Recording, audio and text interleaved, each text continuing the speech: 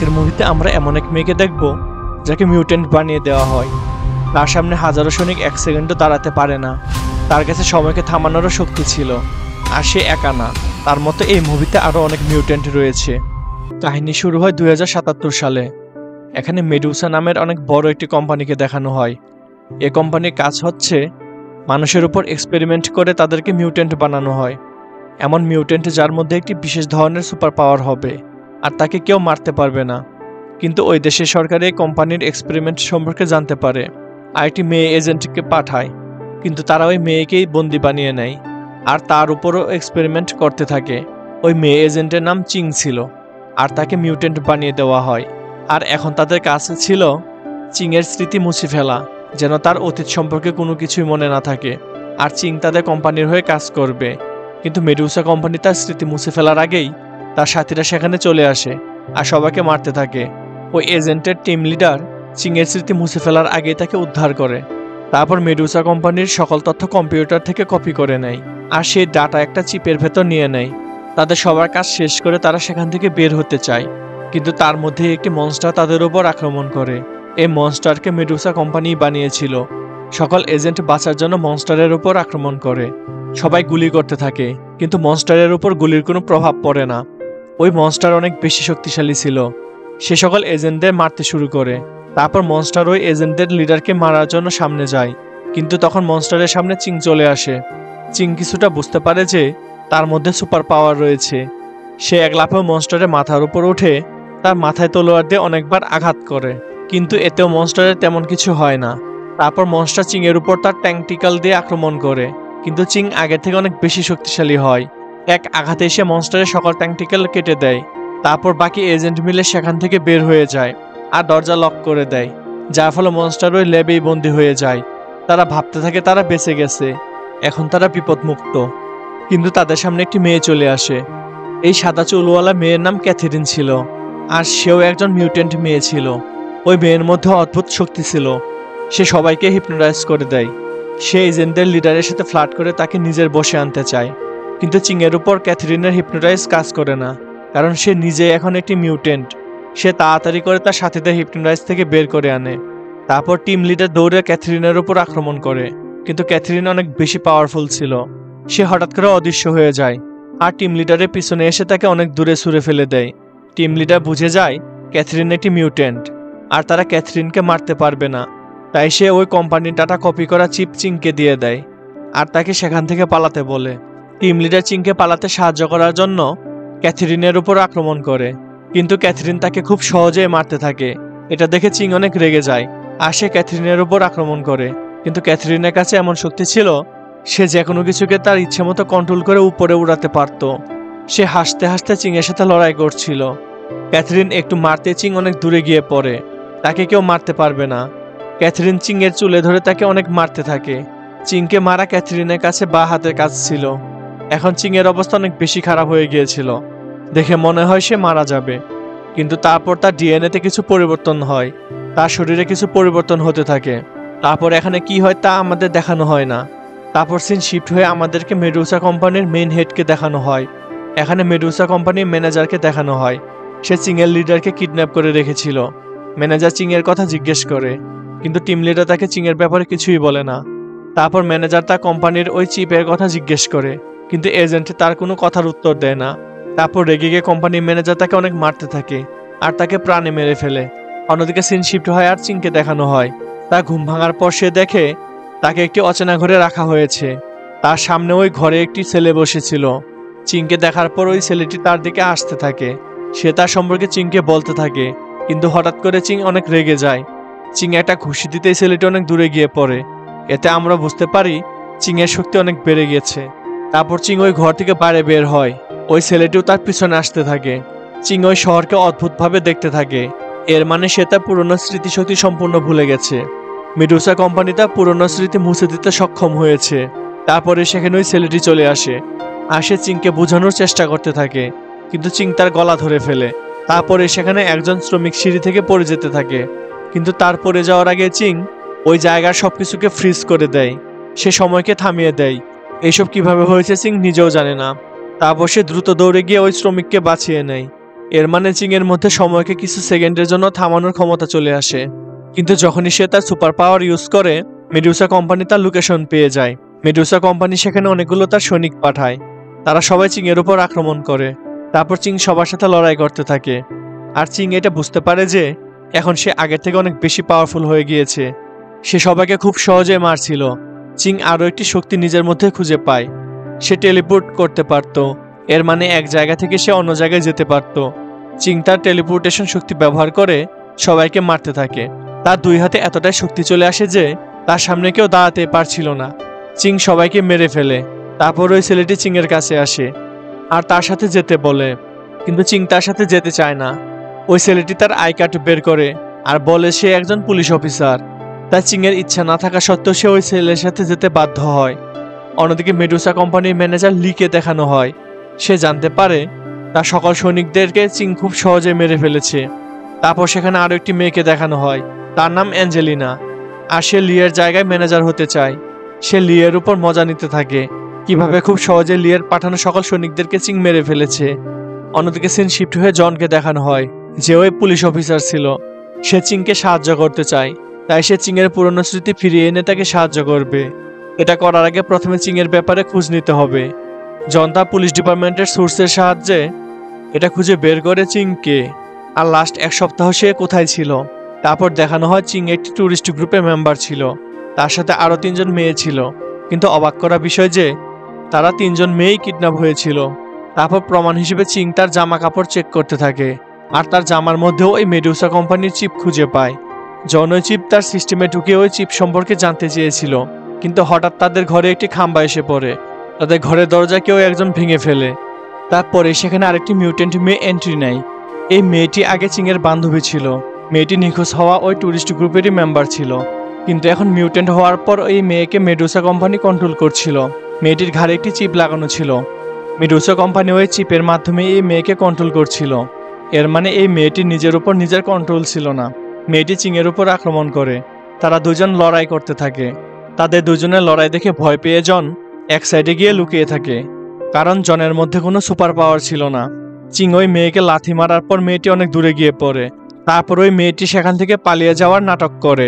চিংও ওই মেয়ের পিছনে যেতে থাকে। চিং তার টেলিপোর্ট হওয়ার শক্তি ব্যবহার করতে থাকে। সে অদৃশ্য হয়ে হঠাৎ মেয়েটির সামনে চলে আসে। চিং তাকে দূরে ফেলে দেয়। তারপর ওই মেয়েটি তার হাত পাথরের বানিয়ে নেয়।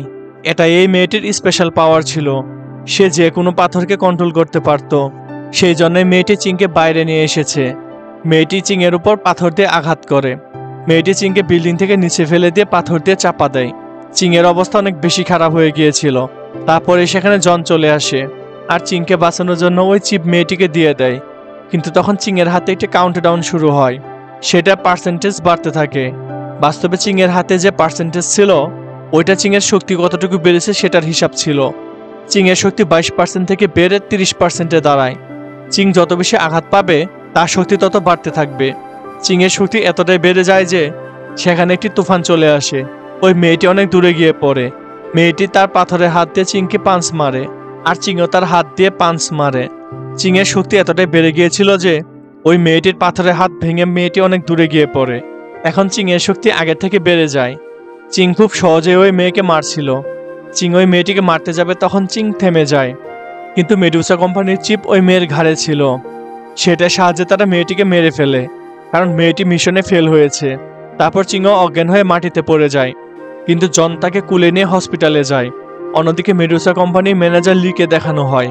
সে অ্যাঞ্জেলিনার মজা নিতে থাকে, কারণ অ্যাঞ্জেলিনাই ওই মেয়েটির ঘাড়ে চিপ লাগিয়ে চিংকে মারার জন্য পাঠিয়েছিল। আর মেয়েটি চিংয়ের কাছে হেরে গেছে। তারা দুজনেই নিজেদের মধ্যে তর্ক করতে থাকে। কিন্তু তখন মেডুসা কোম্পানির মালিক তাদের থামতে বলে। এখানে কোম্পানির মালিকের চেহারা দেখানো হয় না। তারপর তিনি ম্যানেজারকে বলে, যত দ্রুত সম্ভব আমার ওই চিপ লাগবে। দরকার হলে তোমরা নিজেরা গিয়ে চিপ নিয়ে আসবে। অন্যদিকে জন চিংকে নিয়ে একটি আন্ডারগ্রাউন্ড হসপিটালে যায়। সেখানে ডক্টর চিংয়ের শরীরে একটি ইঞ্জেকশন লাগায়, যার ফলে চিং আগে থেকে সুস্থ হতে থাকে। আর এখন চিংয়ের পুরনো স্মৃতি একটু একটু আসতে থাকে। চিং জনকে নিয়ে ওই ল্যাবে আসে, যার ফলে তার স্মৃতি আরও বেশি মনে পড়তে থাকে।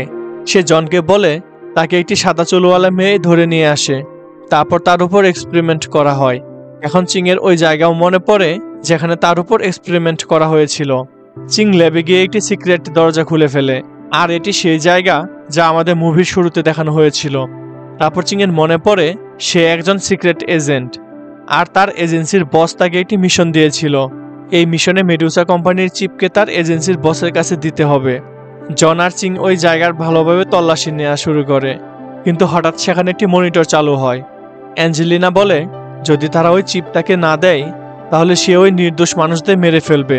ওই চিপকে অ্যাঞ্জেলিনাকে দেওয়ার জন্য তাদের 1 ঘন্টা সময় দেওয়া হয়, কিন্তু চিংয়ের কাছে ওইসব মানুষের জন্য কোনো চিন্তা ছিল না। সে ওই ল্যাব থেকে আরও অনেক প্রমাণ একত্রিত করতে থাকে, কারণ এখন চিংয়ের স্মৃতি ফিরে এসেছে আর তার মিশনের কথা মনে আছে। তাই সে সব প্রমাণ তার ক্যাপ্টেনের কাছে পৌঁছাতে চায়, কিন্তু জন তাকে বোঝাতে থাকে সে যদি এমন করে তাহলে অনেকগুলো নির্দোষ মানুষরা মারা যাবে। কিন্তু চিংয়ের এইসব বিষয়ে কোনো কিছুই যায় আসে না, সেজন্য জন অনেক রেগে যায়। চিং তাকে ছেড়ে চলে গেছে, কিন্তু এখনও জন ওইসব মানুষদের বাঁচানোর জন্য প্ল্যান করতে থাকে। জন এটা জানতো যে মেডুসা কোম্পানির সৈনিকদের সাথে সে লড়াই করতে পারবে না, কারণ তারা সবাই মিউটেন্ট আর জনের মধ্যে কোনো সুপার পাওয়ার নেই। কিন্তু তারপরেও সে তাদের সাথে লড়াই করার জন্য রেডি থাকে। অন্যদিকে চিং তার এজেন্সির ক্যাপ্টেনের সাথে দেখা করে। চিং ওই চিপটাকে তার ক্যাপ্টেনকে দিয়ে দেয়। চিং তার মিশন কমপ্লিট করেছে। তারপর চিং বলে তার এই মিশনে জন তাকে সাহায্য করেছে, আর জনকে বাঁচানোর জন্য এজেন্সি সৈনিকদের পাঠাতে হবে। কিন্তু ক্যাপ্টেন বলে এটা আমার কাজ না। অন্যদিকে জন একাই ওই মানুষদের বাঁচানোর জন্য চলে যায়। তার সামনে অনেকগুলো মেডুসার সৈনিক আসতে থাকে, কিন্তু জন একাই তাদের সামনে দাঁড়িয়েছিল। সে আগে থেকে জানতো যে এ লড়াইয়ে সে জিততে পারবে না, কিন্তু তারপরেও সে তার শেষ নিঃশ্বাস পর্যন্ত লড়াই করবে।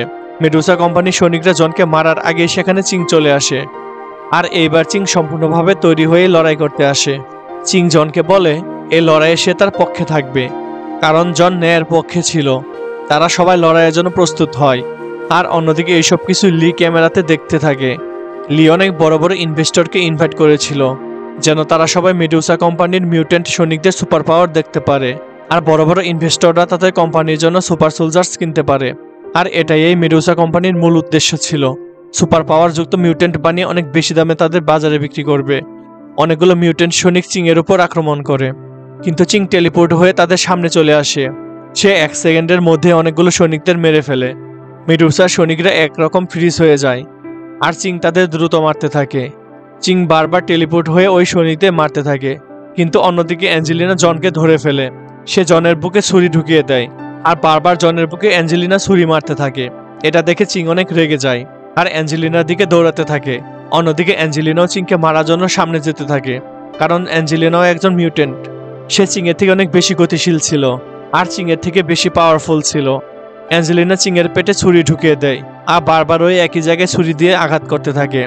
চিংয়ের শরীর আবারও খারাপ হতে থাকে। চিংয়ের ডিএনএ আবারও পরিবর্তন হতে থাকে, আর তার শক্তিও বেড়ে যায়। চিংয়ের শক্তি বাড়তে সেখানে একটি পানির সার্কেল তৈরি হয়। তারপর অ্যাঞ্জেলিনা অনেক দূরে গিয়ে পড়ে, কিন্তু অ্যাঞ্জেলিনার তখন লড়াইয়ে মজা আসতে শুরু হয়। সে খুব হাসি খুশি ভাবে তার রক্ত খেতে থাকে, কিন্তু তার কোনো ধারণাই ছিল না চিং কতটা পাওয়ারফুল হয়ে গিয়েছে। চিং দৌড়াতে থাকে, আর অদৃশ্য হয়ে হঠাৎ অ্যাঞ্জেলিনার পিছনে চলে আসে। চিং ছুরি দিয়ে অ্যাঞ্জেলিনার গলা কেটে ফেলে, আর অ্যাঞ্জেলিনাও মারা যায়। কিন্তু অন্যদিকে যেখানে অনেক বিজনেসম্যানরা এই লড়াই দেখছিল, তারা অনেক রেগে যায়। তাদের একজন লিকে বলে এমন সৈনিক কিনে কি হবে যারা এইভাবে মারা যায়, কিন্তু লি ওই লোকটাকে টাচ করা ছাড়াই দূরে ফেলে দেয়। এখানে দেখা যায় লিও একজন মিউটেন্ট। অন্যদিকে চিং জনকে তার কুলে তুলে নেয়। জনের অবস্থা আরো খারাপ হতে থাকে। তারপর জং চিং এর কুলে মারা যায়। তারপর চিং অনেক বেশি রেগে যায়, আর সরাসরি মেডুসা কোম্পানির হেডকোয়ার্টারে চলে যায়। সেখানে চিং এর উপর অনেকগুলো সৈনিকরা আক্রমণ করে, কিন্তু এখন চিং এত বেশি পাওয়ারফুল হয়ে গিয়েছিল যে সব সৈনিকদের চোখের পলকে সে মেরে ফেলে। তারপর চিং একদম লি এর কাছে চলে আসে, কিন্তু লিও একজন মিউটেন্ট, কোনো কিছু স্পর্শ না করে তা উঠাতে পারত। লি চিংকে মারতে থাকে। লি চিংকে উঠিয়ে অনেক দূরে ফেলে দেয়, এমনকি তার চিংকে স্পর্শ করারও দরকার হয় না। চিংকে না ধরে লি তাকে উপরে তুলে নেয়। লি চিংকে অনেক বেশি আহত করে। চিং এর শরীর আবারও খারাপ হতে থাকে। তারপর চিং এর শক্তি আরো বেশি বেড়ে যায়। চিং এখন এত দ্রুত টেলিপোর্ট হচ্ছিল যে লি তাকে চোখেই দেখে না। লি কোনো কিছু বুঝে ওঠার আগে চিং তাকে ধরে দূরে ফেলে দেয়। তারপর লি অনেকগুলো ভাঙা কাঁচের টুকরাকে নিজের কন্ট্রোলে নিয়ে নেয়, আর সেগুলো দিয়ে চিং এর উপর আক্রমণ করে। কিন্তু চিং খুব দ্রুত টেলিপোর্ট হয়ে লি এর মাথায় ছুরি ঢুকিয়ে দেয়, আর লি মারা যায়। কিন্তু মজার বিষয় এটাই যে এখন পর্যন্ত চিং এর শক্তি কেবল 50% আনলক হয়েছে। কাজ শেষ করে চিং জনের ঘরে আসে। চিং জনকে অনেক বেশি মিস করতে থাকে, কিন্তু হঠাৎ করে তখন চিং এর সামনে জন চলে আসে। সে এখনো জীবিত আছে, আর আমরা এটা দেখতে পাই যে জনও কোনোভাবে একজন মিউট্যান্ট হয়ে গেছে। তারপর জন আর চিং প্রমিস করে যে তারা তাদের সুপার পাওয়ারের অপপ্রয়োগ করবে না, তারা তাদের সুপার পাওয়ার দিয়ে পৃথিবীকে বাঁচাবে। কিন্তু তারা এটা ভুলে গিয়েছিল যে ওই মেডুসা কোম্পানির মালিক এখনো জীবিত ছিল, তার মানে মেইন ভিলেনের এন্ট্রি এখনো বাকি ছিল। আবার চিং এখন পর্যন্ত তার 50% শক্তি ব্যবহার করেছে। তাহলে কেমন হবে যখন চিং তার 100% সুপার পাওয়ার ব্যবহার করবে? আর মেইন সুপার ভিলেনের সুপার পাওয়ারই বা কেমন হবে? এই সাসপেন্স রেখে এখানে মুভিটি শেষ হয়। আশা করি মুভিটি ভালো লেগেছে। আমার চ্যানেলে নতুন হয়ে থাকলে আমার ছোট চ্যানেলটি সাবস্ক্রাইব করে আমাকে সাপোর্ট করবেন। ধন্যবাদ।